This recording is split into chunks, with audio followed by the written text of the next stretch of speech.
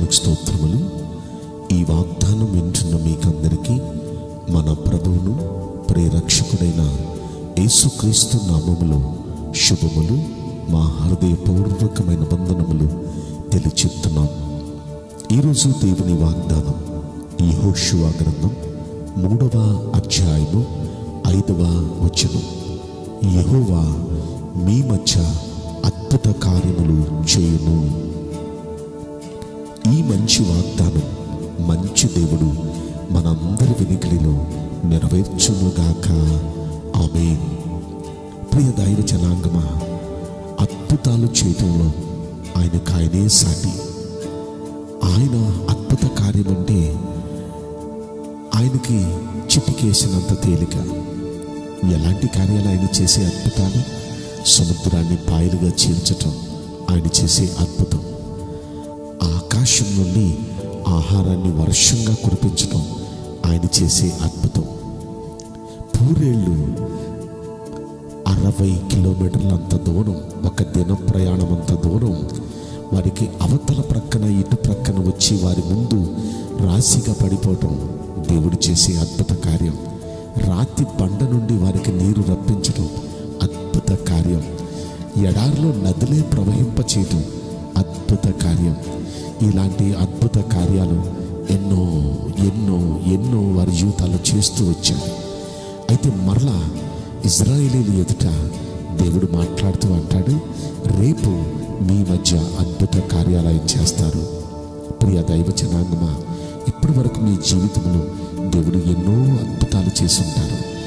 అయితే రానున్న దినాలలో ఇంకా అద్భుత కార్యాలు దేవుడు చేయబోతున్నారు. మరెన్నో అద్భుత కార్యాలు దేవుడు చేయబోతున్నారు. అయితే దేవుని అద్భుత కార్యాలు మన జీవితంలో మనం అనుభవించాలంటే మనం చేయాల్సిన పని ఆయన మాటకు లోబడాలి. ఆయన చెప్పినట్లుగా మనం చేస్తే అద్భుత కార్యాలు దేవుడు చేయడానికి సిద్ధంగా ఉన్నారు. అక్కడ వారికి ఏం చెప్పారు అంటే, మొదటి మాట, మిమ్మల్ని మీరు పరిశుద్ధపరచుకోండి. అంటే దేవుని అద్భుత కార్యాలు మన జీవితంలో మనం పొందాలంటే మనల్ని మనం పరిశుద్ధపరచుకోవాలి. అపవిత్రత మనలో ఉంటే దేవుని అద్భుతాలు చూడలేము. మలినమైన కార్యాలు, మలినమైన మాటలు, మలినమైన చూపులు, మలినమైన ఆలోచనలు, ఇలాంటి వాటిని మనలో పెట్టుకుంటే దేవుడు మన ప్రార్థన వినడం, అద్భుత కార్యాలు జరిగించడు. ఒకవేళ దేవుడు కార్యాలు చేద్దామని వచ్చినా ఆయన మన మధ్య ఈ అపవిత్రమైన వాటిని చూచి ఆయన వెళ్ళిపోతారు. కనుక దేవుడి కార్యాలు చేయాలంటే, అద్భుత కార్యాలు చేయాలంటే మనలో అపవిత్రమైనది ఏదీ లేకుండా మనల్ని మనం పరిశుద్ధపరచుకుంటే ఆయన అద్భుత కార్యాలు జరిగిస్తాడండి. కనుక ఈ వాగ్దానం వింటున్న ప్రియ దైవ జనాంగమా, మీలో దేవునికి ఇష్టం లేని కార్యాలు ఏమున్నాయి?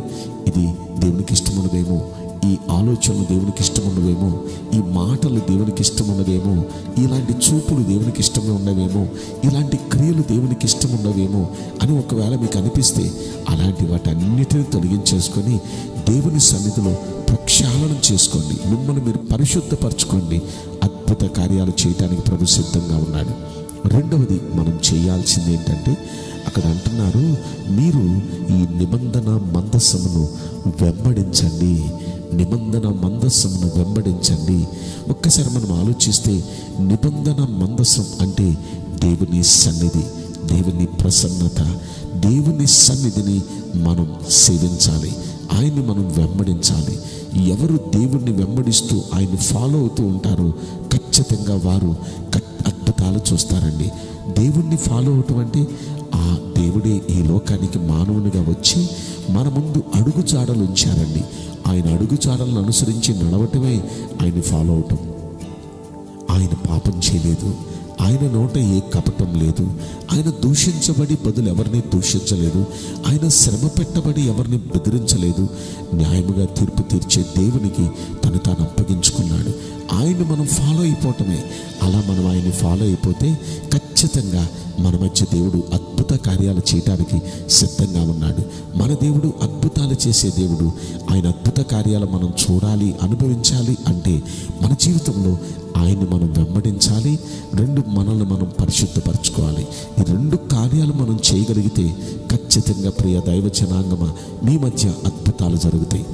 అక్కడ వారు అలా పరిశుద్ధపరచుకొని మందసాన్ని వెంబడించారు. అద్భుతం జరిగిందా అంటే మహా అద్భుతం జరిగింది.